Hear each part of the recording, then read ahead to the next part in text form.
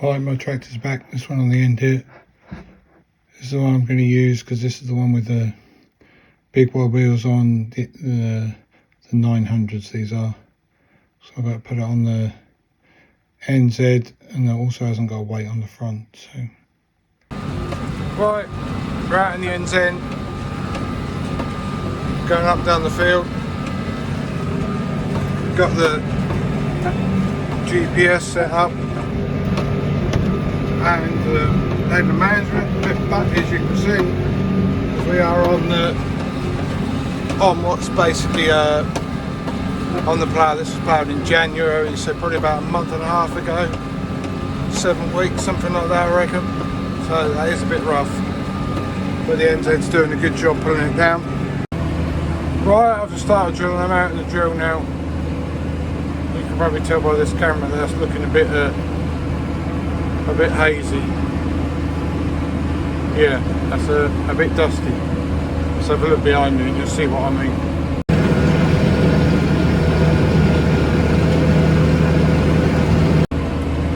Yeah, I pulled this down on Friday afternoon, and it's now Monday afternoon, so it's dried out a fair bit in that time. Yeah, now the dust is coming from behind me and blowing past me. I'm going sort of like south, so the wind must be coming from almost from the north. But yeah, it is pretty dry. You can actually see the drill going this way. I'll keep it still enough. Yeah, 'cause the dust has mainly come off the power harrow. It's not really off the drill.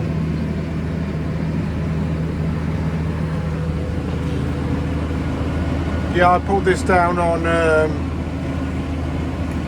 Friday afternoon, as I said. I was going to drill it on Saturday, but I had fertilizer to do on Saturday. I can't be in two places at once, can I? So I got the fertilizer done. That's finally been. You've seen this video from the last week's video where I'd been out doing the fertilizer. Well, it came out today. This is Monday, and fixed it. The valve that was stopping it to go into high flow that was causing the issue. You had to reprogram it and sort that out. So you didn't actually have to put anything on. You just had to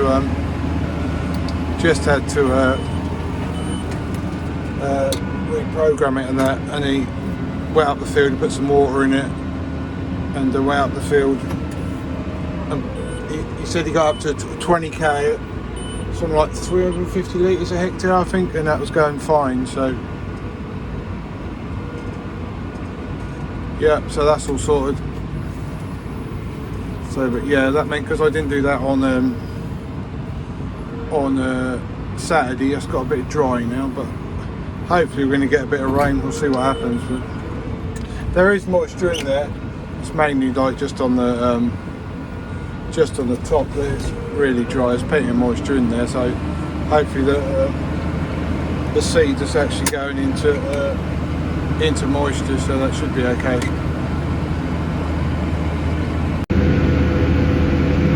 Yeah, you can see all the dust come off out of the window. That's pretty dry.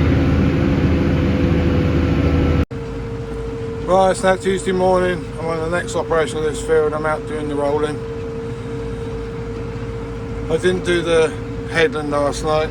I thought I'd, because it was a bit rough on the headland, so I thought if I had the rolls over it before I drilled it, that might help to break some of them lumps up a bit. So, since this was ploughed, it wasn't ploughed till January time, so it was a bit rough. So, an extra pass of rolls didn't do any harm. So, if you look down there, I can see with the natural. Yeah, I can see it on the camera. Let's zoom in a bit. You actually see the lines, because that's the direction I did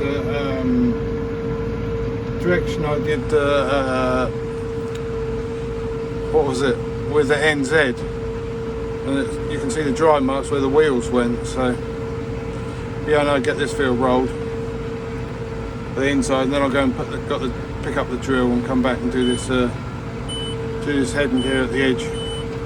Just in some places there was still some big lumps, so I just thought give another roll. I mean, you can see some of them down there.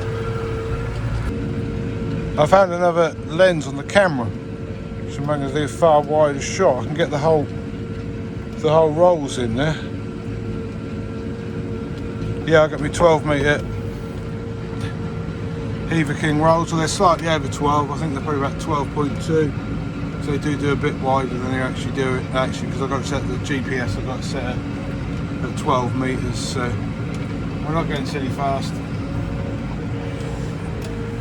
Got it set at 8k here.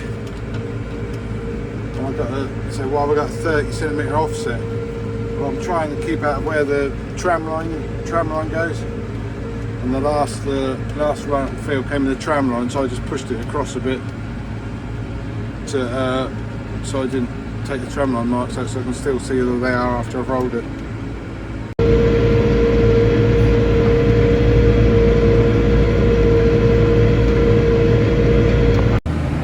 Right, I'm now back in the dual tractor. I've just been reprogramming the head and turn sequence. For some reason I had it set up yesterday and it disappeared overnight. I don't know why. It came up with a different setting for a different implement. I don't know quite why what happened, but I thought everything was programmable to the machine. But anyway, that's disappeared, but I've got that all set up now. So we'll see what happens when we get to the end of the row. I should be able to hold the phone while I do it, because I've simplified it majorly so I know, so I haven't got so much to do when I get to the end. So something about 2 buttons to lift up and that. You can see all these lights down here. They all flash and go through the program, but here means it's turned on.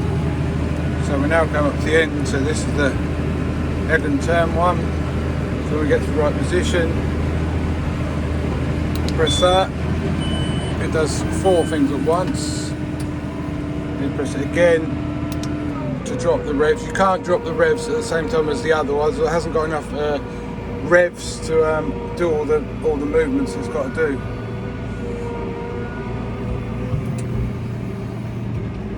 So press it again, do all them 4 movements, and then you press it again, let it sit down, and then you press it again, and off we go. There, it's that simple.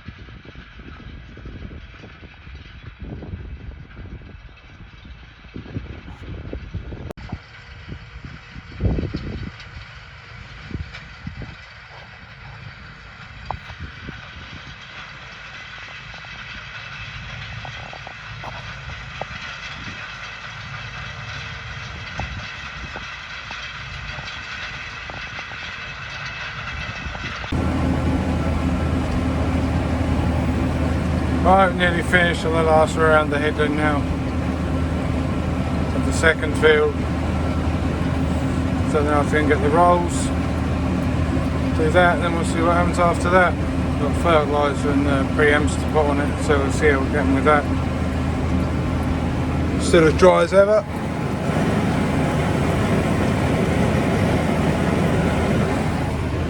Yeah, it desperately needs some rain now, so What a change a week has made. Absolutely incredible. Absolutely incredible. Not believe it'd be like this time last week. So